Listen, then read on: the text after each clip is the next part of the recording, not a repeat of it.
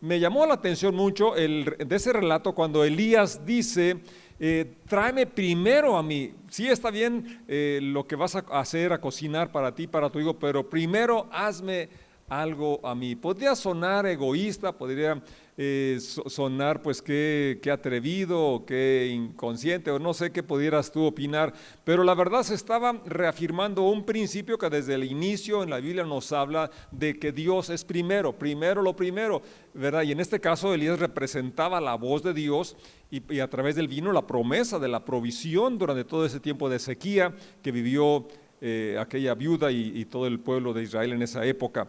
Entonces, el dar a Dios primero es una prueba de fe, refuerza el principio de honrar a Dios con las primicias, con lo primero, honrar, respetar, glorificar, alabar a Dios.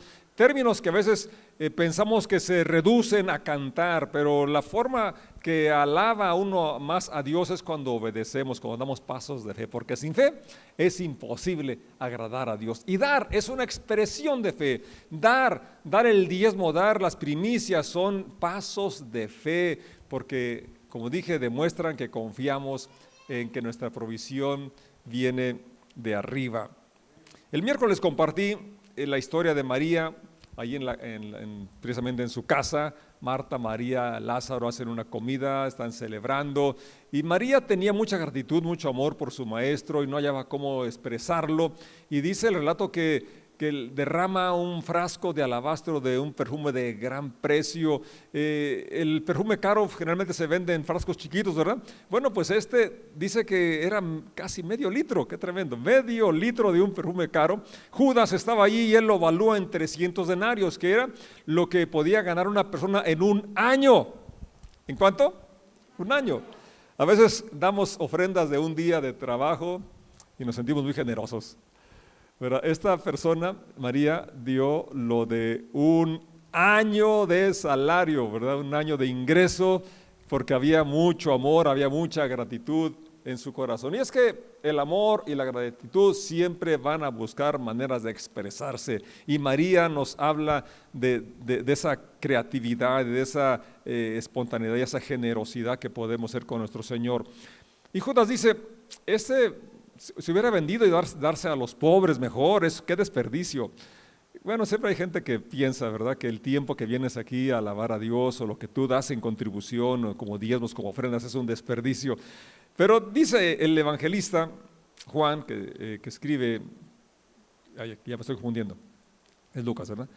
Dice, no es que Judas tuviera cuidado de los pobres, lo que pasa es que él era el tesorero.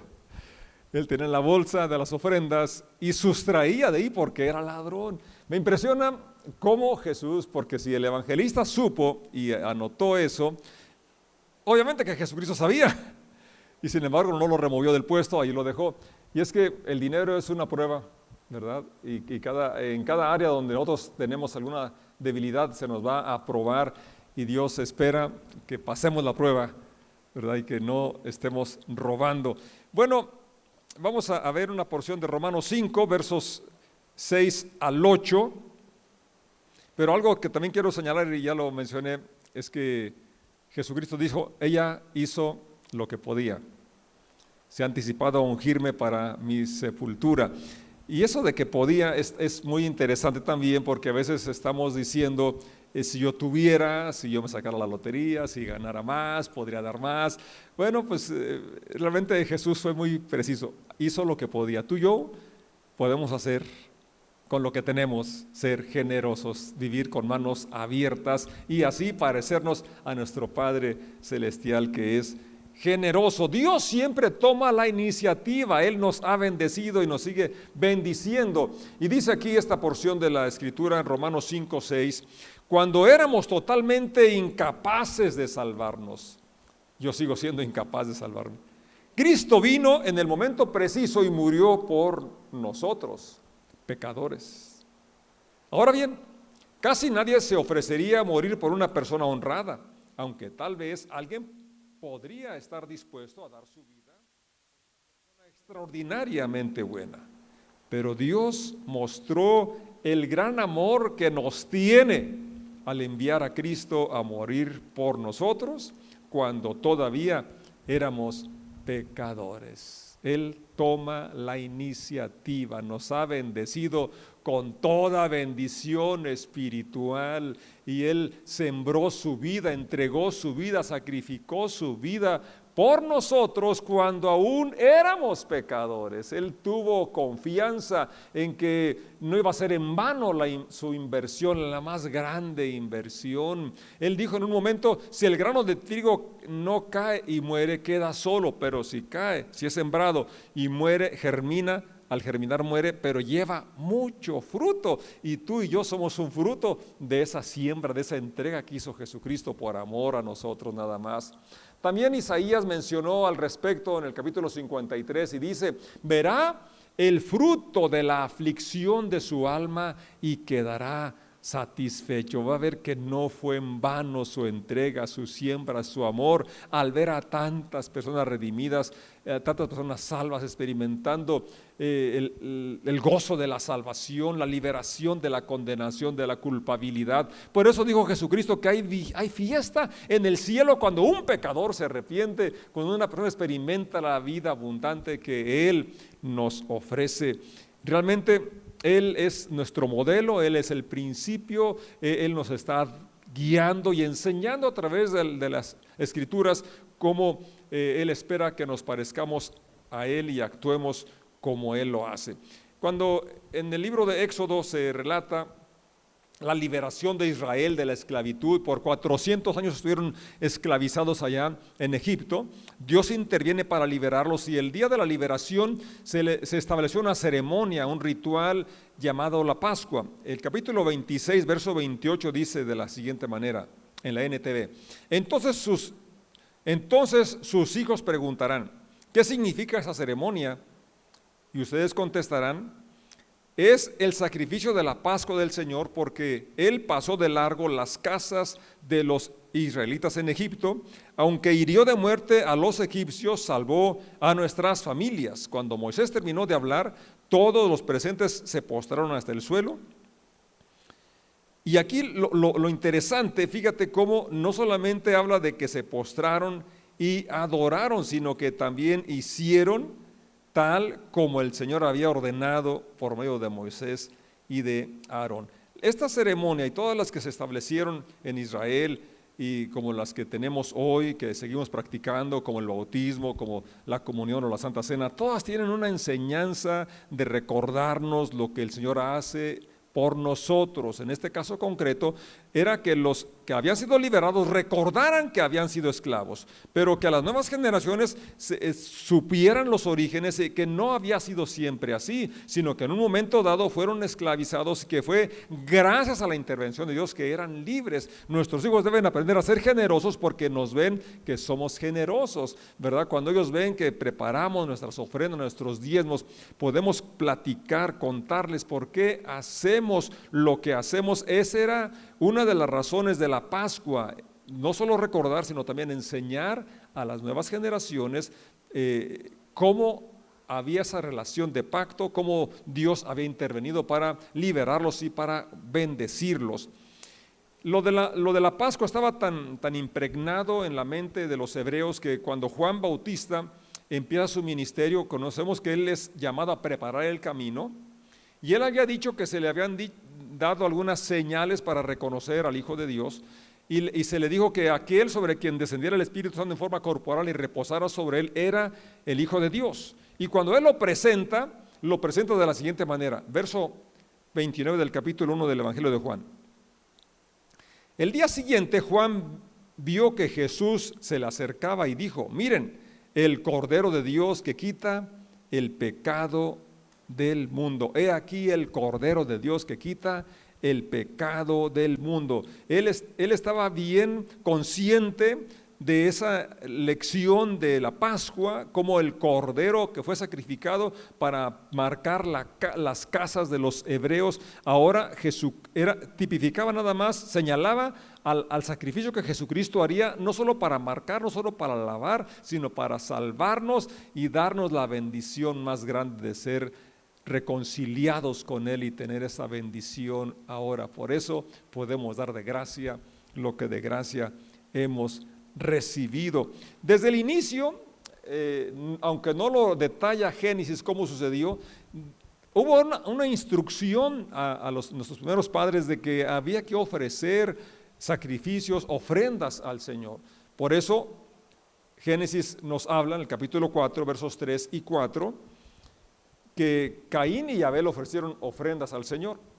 Dice el verso 3, al llegar el tiempo de la cosecha, Caín presentó algunos de sus cultivos como ofrenda para el Señor. Verso 4, Abel también presentó una ofrenda, las mejores partes de algunos de los corderos que eran primeras crías de su rebaño. El Señor aceptó a Abel y a su ofrenda. Aquí hay muchas lecciones muy importantes que quiero señalar.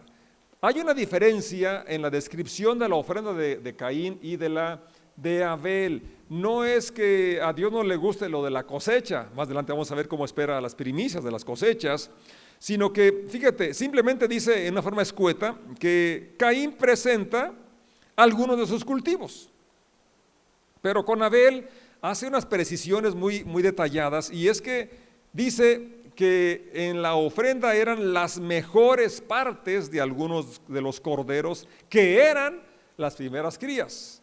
Leyendo ese pasaje en la Reina Valera dice así: y aconteció andando el tiempo que Caín trajo del fruto de la tierra una ofrenda al Señor.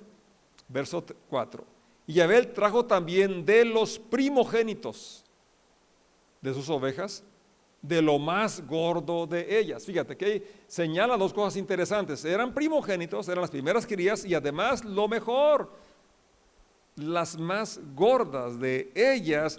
Y entonces miró el Señor con agrado a Abel y a su ofrenda. Dios mira tu ofrenda, te mira a ti y mira la ofrenda, ¿sí? Pero la ofrenda habla de tu corazón. Ofrendar, diezmar es fe, y sin fe es imposible agradar a Dios. Y Dios ve si lo haces con fe, lo haces con gratitud, con amor o por otra motivación. Y miró el corazón de Abel. Abel seleccionó, eran los primogénitos y además era lo mejor. Vio su corazón, su gratitud, y es por eso que es aceptado.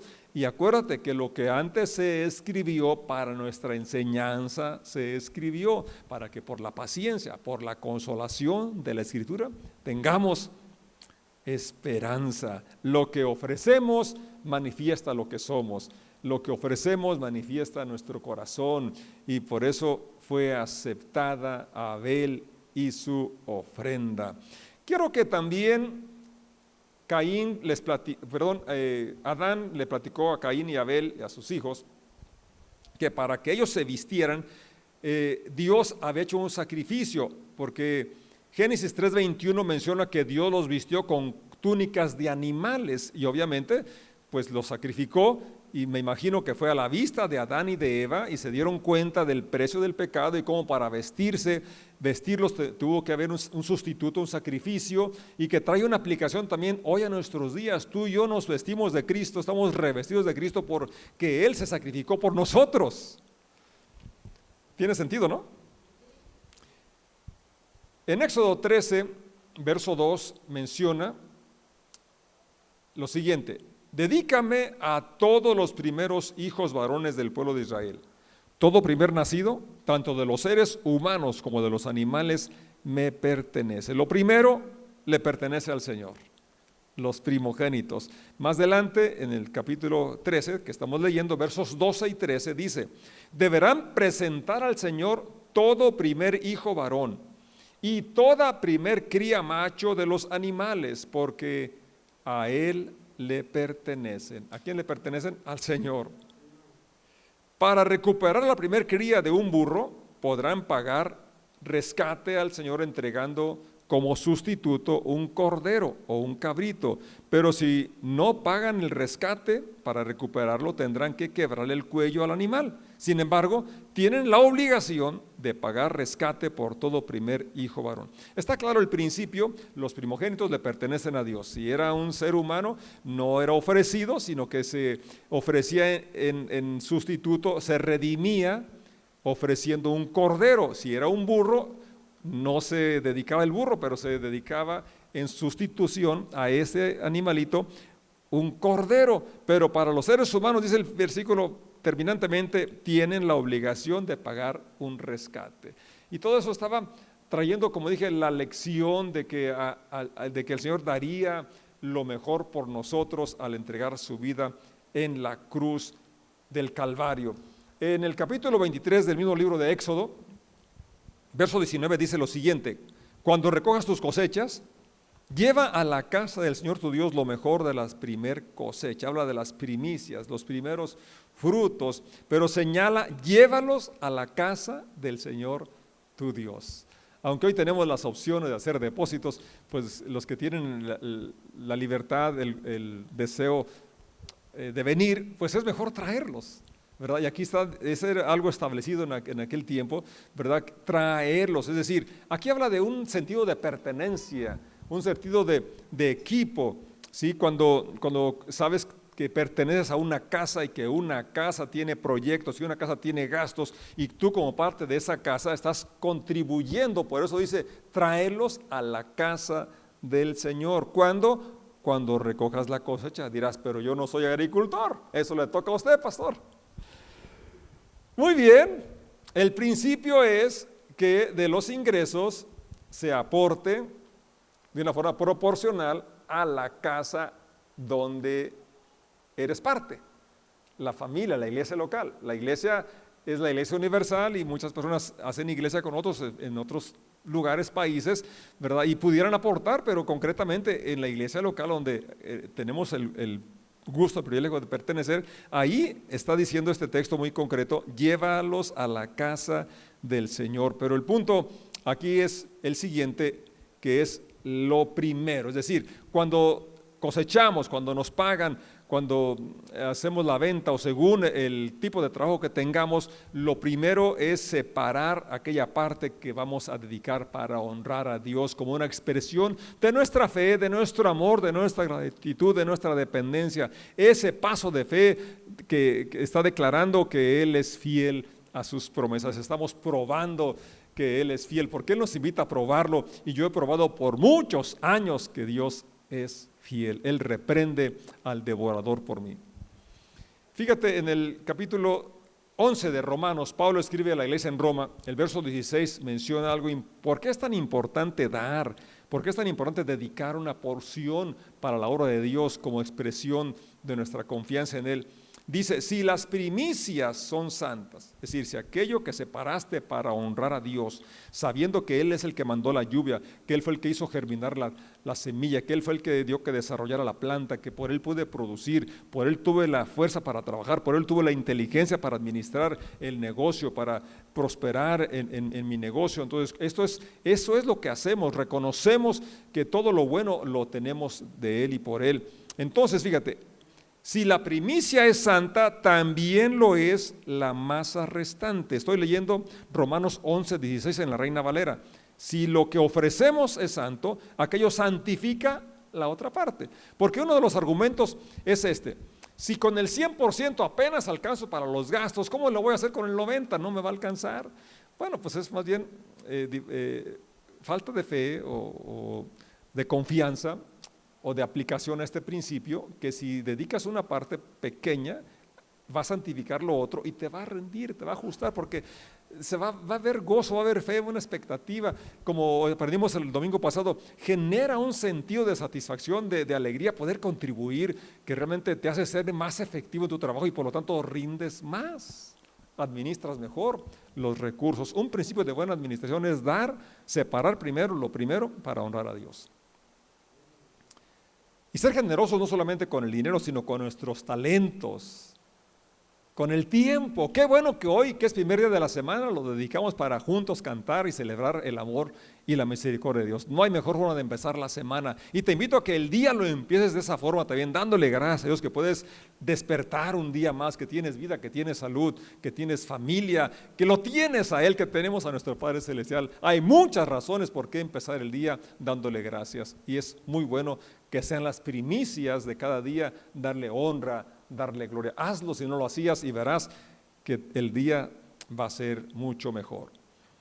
Entonces, para concluir, repasamos que dar el diezmo, dar lo primero, dar lo mejor, manifiesta nuestro amor, nuestra gratitud a la fuente de vida, a la fuente de todo lo bueno. Es la forma práctica, tangible de nuestra fe, de nuestra confianza, de nuestra dependencia en la fidelidad de un Padre bueno y amoroso que tenemos.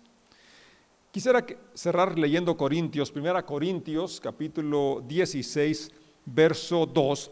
Pablo es muy concreto y aquí para los que estaban pensando pues que era para los que tenían vacas o corderos, ovejas, o para los que tenían siembras, no, aplica para todos. Y Pablo dice que cada primer día de la semana, Corintios 16, verso 2, habla de dos cosas importantes y es de una forma sistemática y de una forma proporcional. ¿Ahí está en pantalla? No. Si puedes ponerlo, proyectar. 1 Corintios, ya no tenemos al ingeniero. Corintios 16, verso 2. Y menciona el primer día de la semana, cada uno. Si tienes ingreso, si te dan para gastar, cada uno debería separar una parte del dinero que ha ganado, como agricultor, como ganadero, como peluquero, como panadero, como sea la profesión que sea, ¿verdad? Lo que ha ganado debería separar una parte, o sea, es algo proporcional. La Biblia habla mucho del diezmo. Si no tienes la fe para dar el diezmo, pues empieza con el 5%, el 2%, pero que sea proporcional. Prueba a Dios y eso te va a ayudar a incrementar el porcentaje, y porque vas a experimentar la bendición de dar con fe, dar con gratitud, dar con alegría, ser generoso, parecernos a nuestro Padre y poder contribuir para que muchas personas más sean bendecidas. Y luego dice, no esperes hasta que yo llegue. Bueno, el punto que enfatizo es ese que dice la primera parte, cada primer día, es decir, en una forma sistemática, cada que haya el ingreso, y luego una parte que es proporcional a lo que se gana. Oremos. Padre, te damos muchas gracias porque tú nos instruyes en todas las áreas y en esta no podía ser menos, sino que es lo que más instrucciones hay, porque esto habla de nuestro corazón y de nuestra dependencia de ti. Gracias porque cada día nos instruyes, nos motivas, siendo tan generoso con nosotros. Yo ruego que cada uno podamos dar pasos de fe, respondiendo a tu llamado y viviendo esa vida abundante en plenitud que tú nos ofreces. Muchas gracias por tu iglesia que es generosa. En el nombre de Jesús, amén. Bendiciones, Dios los prospere y vamos a dar con manos abiertas.